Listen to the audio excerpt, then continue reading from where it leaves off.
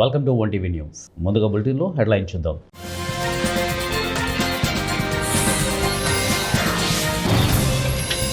Israel పార్లమెంటులో మోదీ ప్రసంగం, తొలి భారత ప్రధానిగా రికార్డు.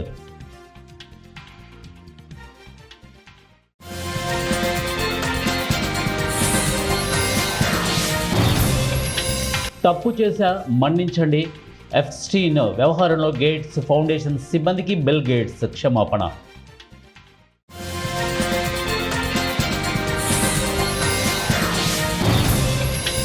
5 ఏళ్లలో 20 లక్షల ఉద్యోగాలే లక్ష్యం, మంత్రి నారా లోకేష్. బులెటిన్లో డీటెయిల్ చూద్దాం. 2 రోజుల ఇజ్రాయెల్ పర్యటనలో భాగంగా ప్రధాని మోదీ బుధవారం తొలి రోజు ఇజ్రాయెల్ పార్లమెంటులో ప్రసంగించారు. ప్రధాని మోదీకి పార్లమెంటు సభ్యులు ఘన స్వాగతం పలికారు. ఇజ్రాయెల్ పార్లమెంటులో ప్రసంగించడం గౌరవంగా భావిస్తున్నామని ఈ సందర్భంగా ప్రధాని మోదీ అన్నారు. ఇజ్రాయెల్కు రెండోసారి రావడం సంతోషంగా ఉందన్న మోదీ పార్లమెంటులో ప్రసంగించినటువంటి తొలి భారత ప్రధానిని తానేనని చెప్పారు. ఇజ్రాయెల్లో 140 కోట్ల భారతీయుల స్నేహం ముడిపడి ఉంది అన్నారు. భారత్, ఇజ్రాయెల్ ప్రాచీన నాగరికత కలిగిన దేశాలని కొనియాడారు. టెర్రరిజాన్ని ఉపేక్షించేది లేదన్న భారత ప్రధాని టెర్రరిజం ఎక్కడున్నా నిర్మూలించేందుకు భారత్ సహకరిస్తుందని తెలిపారు. ఉగ్రవాదంలో పోరుకు ఇజ్రాయెల్కు పూర్తిగా అండగా ఉన్నామని భరోసా ఇచ్చారు. భారత్ కొన్ని దశాబ్దాలుగా ఉగ్రవాదంతో పోరాడుతోందని, టెర్రరిజంపై ప్రపంచ దేశాలు కలిసికట్టుగా పోరాడాలని పిలుపునిచ్చారు. ఇక హమాస్ దాడి చేసి పౌరులను చంపడం చాలా దారుణంగా అభివర్ణించారు. పౌరుల హత్యలను ఎట్టి పరిస్థితుల్లో సమర్థించమని ఈ సందర్భంగా అన్నారు. ఎప్స్టీన్ ఫైళ్ల వ్యవహారంలో చిక్కుకొని ఢిల్లీలో ఇటీవల జరిగిన ఇండియా ఏఐ ఇంపాక్ట్ సదస్సు నుంచి వైదొలిగిన మైక్రోసాఫ్ట్ వ్యవస్థాపకుడు బిల్ గేట్స్ తాను తప్పు చేశానని తాజాగా అంగీకరించారు. లైంగిక నేరగాడైన జోసెఫ్ ఎప్స్టీన్తో తనకు అనుబంధం ఉందని తెలిపారు. ఇందుకుగాను గేట్స్ ఫౌండేషన్ సిబ్బందికి బహిరంగ క్షమాపణ చెప్పారు. ఈ విషయాన్ని వాల్ స్ట్రీట్ జర్నల్ మంగళవారం ప్రచురించింది. మంగళవారం టౌన్ హాల్ మీటింగ్ సందర్భంగా ఎప్స్టీన్తో లింకులపై అడిగిన ప్రశ్నలకు గేట్స్ జవాబులిచ్చారు. ఇద్దరు రష్యన్ మహిళలతో ఎఫ్ఐఆర్లు ఉన్నాయని అంగీకరించారు. అయితే వారిద్దరితో సంబంధ బాంధవ్యాలకు ఎప్స్టీన్ బాధితులకు సంబంధం లేదని స్పష్టత ఇచ్చారు అని గేట్స్ అధికార ప్రతినిధి ఓ ప్రకటనలో పేర్కొన్నారు. అయితే ఎప్స్టీన్ చట్టవిరుద్ధ ప్రవర్తనతో తనకు సంబంధం లేదని గేట్స్ తెలిపారు. 5 ఏళ్లలో 20 లక్షల ఉద్యోగాల కల్పనే ధ్యేయంగా కూటమి ప్రభుత్వం పనిచేస్తోందని, అందులో భాగంగా పార్ట్నర్షిప్ సమ్మిట్లో ఒప్పందాలు చేసుకున్నామని మానవ వనరుల అభివృద్ధి శాఖ మంత్రి నారా లోకేష్ చెప్పారు. కూటమి ప్రభుత్వం ఏర్పడిన 20 నెలల్లో 1.09 లక్షల ఉద్యోగాలు కల్పించినట్లు తెలిపారు. నిరుద్యోగ యువత కోసం ఉద్దేశించినటువంటి నైపుణ్యాభివృద్ధి కార్యక్రమాలు ఆశించిన ఫలితాలు అందిస్తున్నాయా అంటూ ఎమ్మెల్యే కన్నా లక్ష్మీనారాయణ అడిగిన ప్రశ్నకు బుధవారం అసెంబ్లీలో మంత్రి సమాధానమిచ్చారు. క్లస్టర్ విధానంలో ఉపాధి అవకాశాలు మెరుగుపరిచేందుకు ప్రయత్నిస్తున్నామని, ఇప్పటికే 760 ప్రాజెక్టులు గుర్తించామని చెప్పారు. ప్రతి అసెంబ్లీ నియోజకవర్గంలో 3 నెలలకు ఒకసారి ఉద్యోగ మేళా నిర్వహించబోతున్నామని, రాష్ట్ర వ్యాప్తంగా ఇప్పటికే 1587 నిర్వహించామని చెప్పారు. ఇందులో 11,373 పరిశ్రమలు పాల్గొని 1.09 లక్షల మందికి ఉద్యోగాలు ఇచ్చాయని అలాగే లోకేష్ తెలిపారు. రాష్ట్రంలో నైపుణ్య పోర్టల్ ప్రారంభిస్తున్నామన్న మంత్రి ఇక స్కిల్ సెన్సెస్ చేద్దామనుకుంటే ఇబ్బందులు ఎదురవుతున్నాయని అన్నారు. అందుకే ఏఐ ద్వారా స్కిల్ అసెస్మెంట్ చేయాలని నిర్ణయించినట్లు తెలిపారు. ఇందులో ఎలక్ట్రికల్, ప్లంబర్ వర్కర్స్ సహా ఇతరులు ఎవరికి వారే యాప్లో వివరాలు నమోదు చేసుకోవచ్చని అన్నారు. వారికి తగిన శిక్షణ ఇస్తామని చెప్పారు. రాష్ట్రంలోని ప్రతి పార్లమెంటు నియోజకవర్గానికి ఒక స్కిల్ సెంటర్ ఏర్పాటు చేస్తామని చెప్పినటువంటి వైసీపీ అధికారంలోకి వచ్చిన తర్వాత మడమ తిప్పిందన్నారు. అప్పటికే ఉన్న స్కిల్ కార్పొరేషన్ ఉద్యోగుల్ని వైసీపీ నేతలు ఇళ్లలో పనికి పెట్టుకున్నారని, దీనిపై విచారణ జరుగుతోందని తెలిపారు. ఇక ఇంటర్న్షిప్ ముఖ్యమని భావించినటువంటి తాము ఎమ్మెల్యే యార్లగడ్డ వెంకట్రావు నేతృత్వంలో కమిటీ ఏర్పాటు చేశామని చెప్పారు.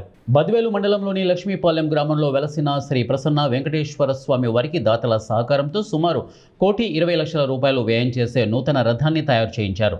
శ్రీ ప్రసన్న వెంకటేశ్వర స్వామి వారి వార్షిక బ్రహ్మోత్సవాల ప్రారంభం సందర్భంగా నూతన రథానికి మైసూరుకు చెందిన శ్రీద్వయ పీఠం నుండి వచ్చినటువంటి ధనురాదాస రామానుజాజియర్ స్వామి ఆధ్వర్యంలో నూతన సదానికి ప్రాణప్రతిష్ఠ, హోమములు, ప్రత్యేక పూజా కార్యక్రమాలు ప్రధాన అర్చకులు మొగదలై భరద్వాజ స్వామి బృందం నిర్వహిస్తున్నారు. రాత్రికి ఆలయంలో వార్షిక బ్రహ్మోత్సవాల ప్రారంభం సందర్భంగా అంకురార్పణ కార్యక్రమం అత్యంత వైభవంగా జరుగుతోందని ఆలయ చైర్మన్ సత్య సంజీవ్ కుమార్ తెలిపారు. ఈ సందర్భంగా భక్తులకు తీర్థ ప్రసాదాలు వినియోగం జరుగుతోందని, భక్తులు పెద్ద సంఖ్యలో పాల్గొని శ్రీవారి ఆశీస్సులు పొందాలని ఆలయ కమిటీ కోరారు.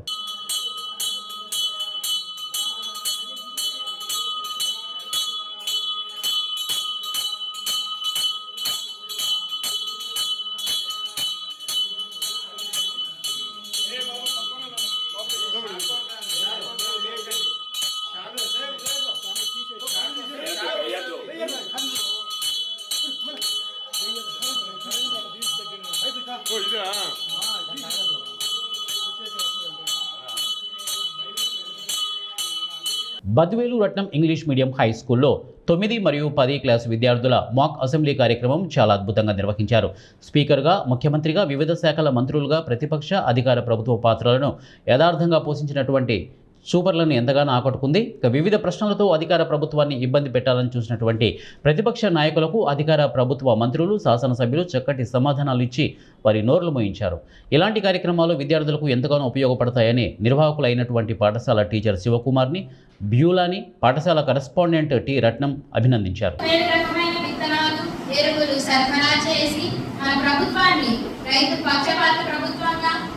నిరూపించుకోవాలని మీ ద్వారా గౌరవ వ్యవసాయ శాఖ మంత్రి గారిని కోరుచున్నాను అధ్యక్ష. రాబోయే రబీ సీజన్లో మన రాష్ట్రంలోని ప్రజలకు విత్తనాల కొరత లేకుండా మన ప్రభుత్వం ఎటువంటి చర్యలు తీసుకుంటుందో తెలియజేయాలని కోరుకుంటున్నాను అధ్యక్ష. ధన్యవాదాలు అధ్యక్ష. పరీక్షించబడిన నాణ్యమైన విత్తనాలను మనం సరఫరా చేస్తున్నాం అధ్యక్ష. 3 నెలల పంటకాలం తర్వాత మేము చెప్పే దిగుబడి లెక్కలే మాట్లాడతాయి అధ్యక్ష.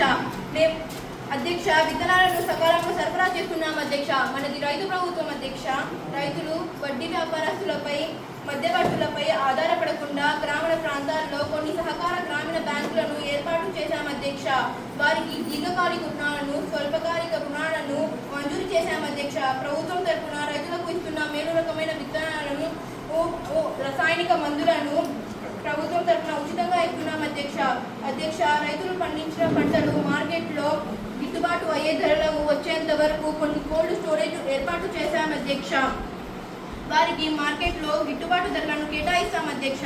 రైతులకు ఉచితంగా ప్రభుత్వం తరఫున ఇచ్చే విత్తనాలను, రసాయనిక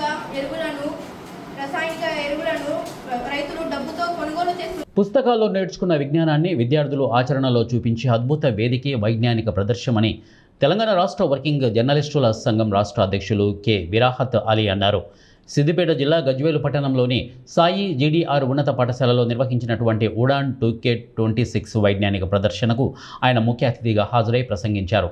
విద్యార్థులు తమ సృజనాత్మకతను, ఆలోచన శక్తిని, పరిశోధన సామర్థ్యాన్ని ప్రదర్శించడానికి ఇలాంటి ప్రదర్శనలు ఎంతో దోహదం చేస్తాయని అన్నారు. అంతేకాకుండా విద్యార్థులకు సైన్స్పై ఆసక్తి, ఆత్మవిశ్వాసాన్ని పెంచడానికి అవకాశం ఉంటుంది అన్నారు. ప్రజల ముందు మాట్లాడే నైపుణ్యం వస్తుంది అన్నారు. సమాజానికి ప్రయోజనం చేకూర్చాలనే కొత్త ఆలోచనలు పెరగడం ద్వారా సమాజ అభివృద్ధికి దోహదపడుతుందని అన్నారు. ఇది కేవలం ప్రదర్శన మాత్రమే కాదు, విద్యార్థుల భవిష్యత్తు ఆవిష్కరణలకు మొదటి అడుగు అని విరాహిత్ అలీ పేర్కొన్నారు. సైన్స్ అంటే మన చుట్టూ ఉన్న ప్రపంచాన్ని, ప్రకృతిని అధ్యయనం చేయడమేనని అన్నారు. సైన్స్ అనేది ఎక్కడో లేదని, అది మన దైనందిన జీవితంలో ప్రతి క్షణం భాగమై ఉంటుందని ఆయన స్పష్టం చేశారు. ఇలాంటి ప్రదర్శనల ద్వారా విద్యార్థుల్లో దాగి ఉన్న ప్రతిభను బయటకు తీస్తున్న సాయి జీడీఆర్ పాఠశాల యాజమాన్యాన్ని ఆయన అభినందించారు. ఈ కార్యక్రమంలో పాఠశాల కరెస్పాండెంట్ టి సోమేశ్వర్ రెడ్డి, జిల్లా ప్రైవేటు పాఠశాలల యాజమాన్యాల సంఘం అధ్యక్షులు శ్రీనివాస్ రెడ్డి తదితరులు పాల్గొన్నారు.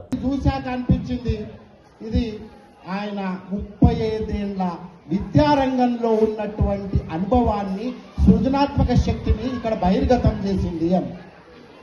ఎంత మామూలు కాదు, ప్రతి విద్యార్థి ఒక చురుకైనటువంటి సృజనాత్మక శక్తి ఉన్నట్టు ఇక్కడ కనిపిస్తుంది. ఎంత అద్భుతం అసలు. అంత చిన్న పిల్లలు నర్సరీ నుండి మొదలు పెడితే 10th క్లాస్ వరకు కూడా ఎవ్వరు తక్కువ లేరు. ఒకరి మించి ఒకరు పిడుగులు ఉన్నారు ఇక్కడ.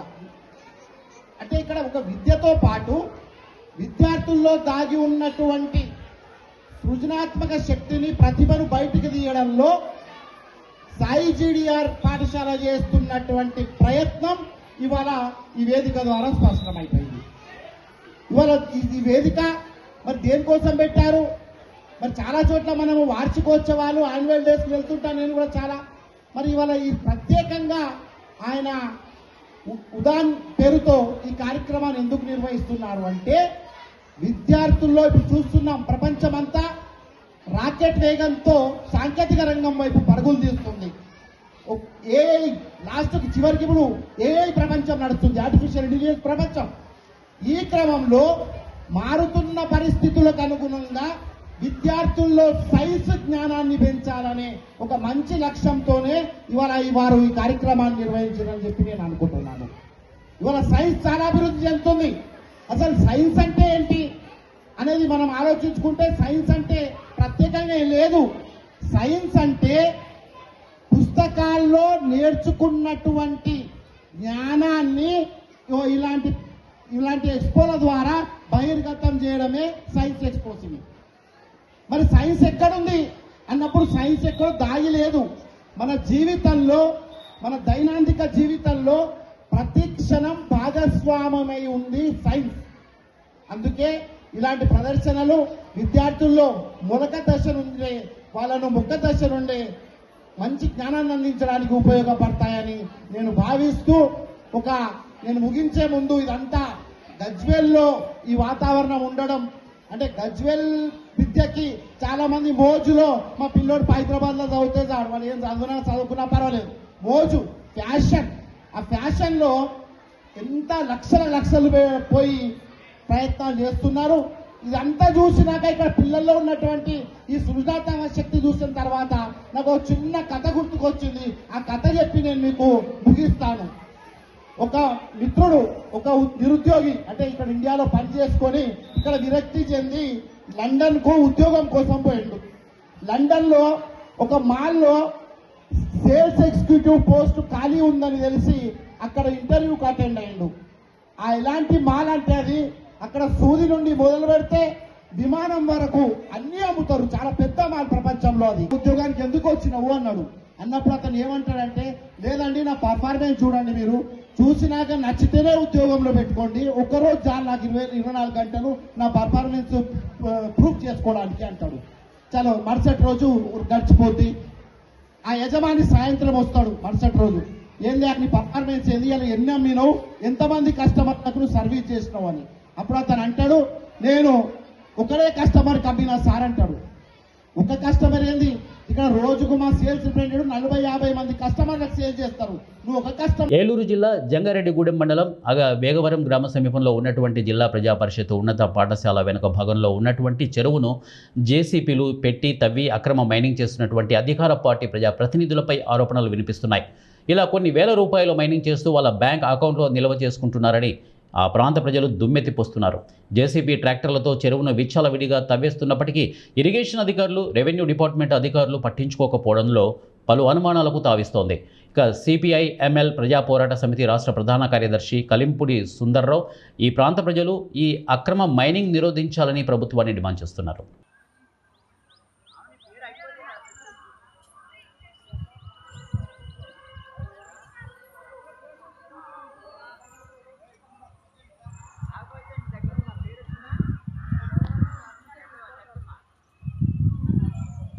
ఏలూరు నగరంలోని చోదిమెల్ల పంచాయతీ పరిధిలో ఉన్న సంగంపాల డైరీ కేంద్రంలో ఆహార నియంత్రణ అధికారులు తనిఖీలు చేపట్టారు.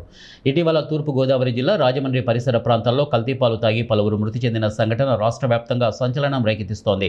ఈ నేపథ్యంలో ఏలూరు ఆహార నియంత్రణ తనిఖీ అధికారి కోన వెంకటరత్నం ఆధ్వర్యంలో సిబ్బంది ఈ డైరీ ఫామ్లో వివిధ గ్రామీణ ప్రాంతాల నుంచి రైతుల నుండి సేకరించినటువంటి పాలను క్షుణ్ణంగా తనిఖీ చేశారు.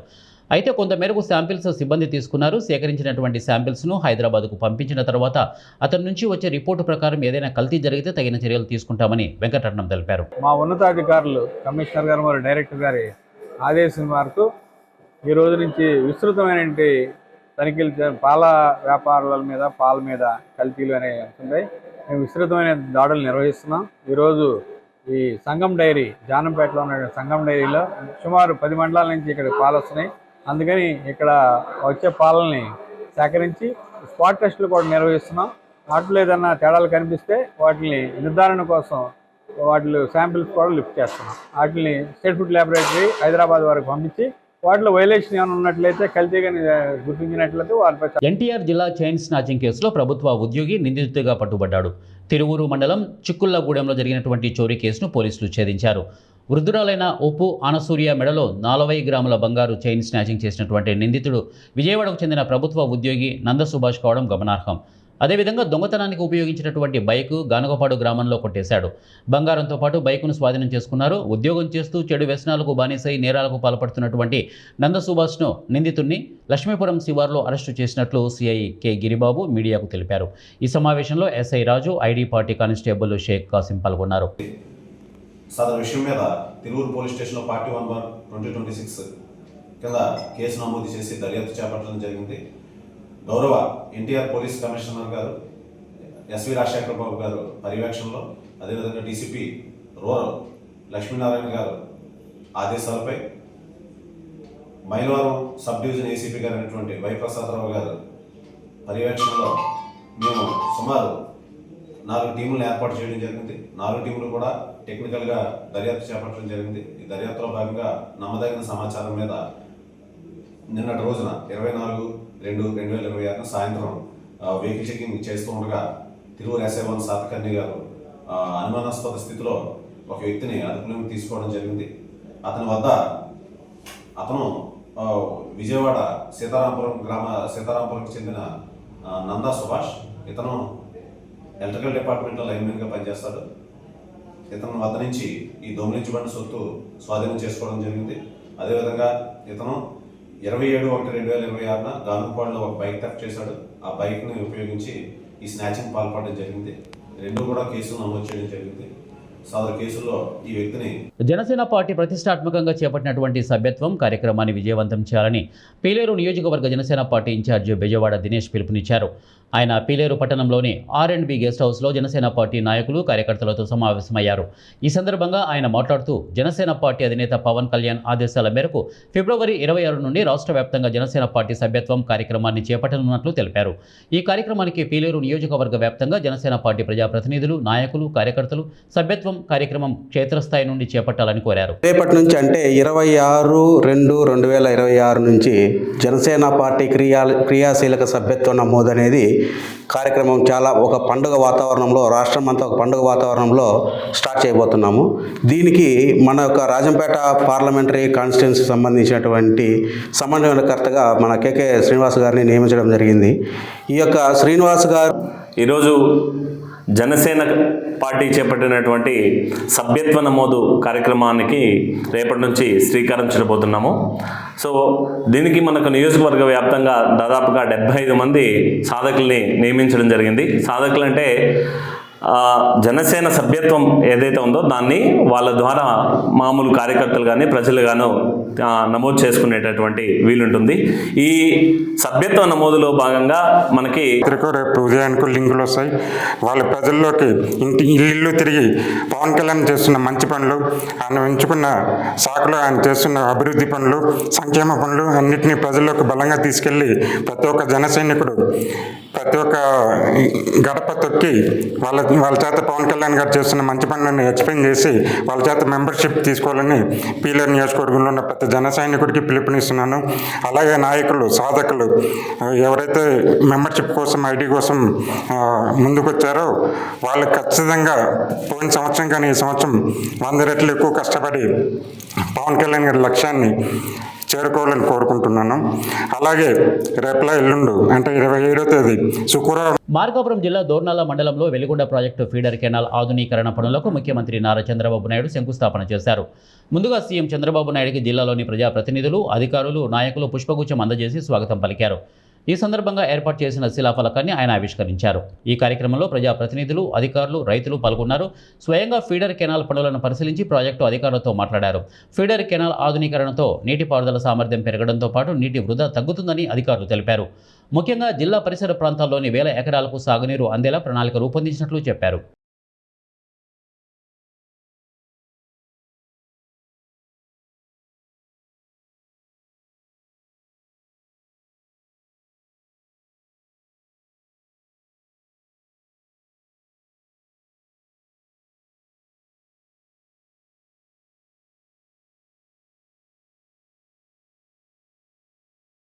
మార్కాపురం జిల్లా దోర్నాల సమీపంలోని వెలిగొండ ప్రాజెక్టు ఫీడర్ కెనాల్ ఆధునీకరణ పనులకు శంకుస్థాపన చేసేందుకు వచ్చినటువంటి సీఎం చంద్రబాబు నాయుడు ఇద్దరు రైతులతో సుదీర్ఘంగా మాట్లాడారు. వెలిగొండ కాలువలో జరుగుతున్న పనుల పరిశీలనకు వెళ్తూ ఆ రైతులతో కాసేపు అలా నడుచుకుంటూ వెళ్తూ పశ్చిమ ప్రాంతం రైతుల సమస్యల గురించి ఆరా తీశారు. ఈ ప్రాంతంలో నీటి సమస్య ఏంటి, మీరు ఏ పంటలకు ఎక్కువగా పండిస్తారు, వెలిగొండ ద్వారా ఎంతవరకు లబ్ధి ఉంటుంది అనే విషయాలను వారితో ముచ్చటించారు. కాగా ఒక సాధారణ రైతుతో ఒక రాష్ట్ర ముఖ్యమంత్రి ఇలా మాట్లాడడం ఎంతో అరుదు అని సీఎం చంద్రబాబుకు, అలాగే ఈ అవకాశం కల్పించినటువంటి టీడీపీ ఇన్ఛార్జి ఎరిక్షన్ బాబుకు ధన్యవాదాలు అంటూ ఆ రైతులు ఆనందం వ్యక్తం చేస్తున్నారు. ఏ పంటలు అధికంగా మీరు పండిస్తారని చెప్పి అడిగారు. మా ప్రాంతాన సార్ పశ్చిమ ప్రాంతము నీటి వనరుకు లేని ప్రాంతము. మా ప్రాంతంలో మిరప, పత్తి, కంది ఈ పంటలు వేసుకుంటాం సార్. కొంత బొప్పాయి, అరటి, నిమ్మ, దానిమ్మ కూడా పంటలు పండుతున్నాయి సార్. కానీ ఎలుగొండ ప్రాజెక్టు అనేది పూర్తయితే సార్ ఇక్కడ గ్రౌండ్ వాటర్ అనేది ప్రస్తుతం 1000 అడుగుల గ్రౌండ్కు పోయినది సార్. దానివల్ల రైతులు ఎంతో ఇబ్బంది పడుతున్నారు సార్. ఆ బోర్లకు పెట్టుబడి పెట్టలేక అదే ఎలుగొండ పూర్తయితే పూర్తిగా మనకు 100-150 అడుగుల గ్రౌండ్ వాటర్ లెవెల్ పెరుగుతుంది సార్. ఆ పెరిగిన దానివల్ల మేమంతా అరటి, బొప్పాయి, ఉద్యానవన పంటల వైపుకి వెళ్ళి ఇక్కడ రైతాంగము ఎక్కడైతే అనంతపురం జిల్లాలో హార్టికల్చర్ హబ్గా ఈరోజు చాలా శుభదినము. ముఖ్యంగా ఈరోజు ఎలుగొండ పీటర్ కెనాల్ సందర్శనక ముఖ్యమంత్రి గారు వచ్చినప్పుడు మాతోటి స్వయంగా వచ్చి ఏ పంటలు మీరు వేస్తారు, వాటి దిగుబడి ఎంత, ఖర్చులు ఎంత అని క్లియర్గా మమ్మల్ని అడగటము చాలా ఆనందదాయకముగా ఉన్నది.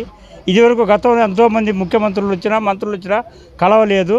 ఇలా స్వయంగా ముఖ్యమంత్రి మా రైతుల గురించి మాతోటి స్వయంగా మాట్లాడి మీ చెరువు ఆయకట్టు ఎంత, మీ చెరువులో నీళ్ళు ఎన్ని ఉన్నాయి, మన వర్షానికి నిండింది కదా, ఇంకా ఎన్ని అడుగులు ఉన్నాయి అని క్లియర్గా అడిగి సార్ ఉన్నాయి నీళ్ళు అని చెప్పాము. బులెటిన్ ముగించే ముందు హెడ్లైన్స్ మరొకసారి.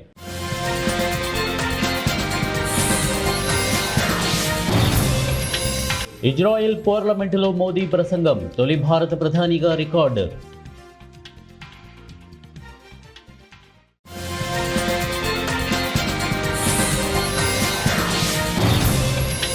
తప్పు చేశా, మన్నించండి. ఎప్స్టీన్ వ్యవహారంలో గేట్స్ ఫౌండేషన్ సిబ్బందికి బిల్ గేట్స్ క్షమాపణ.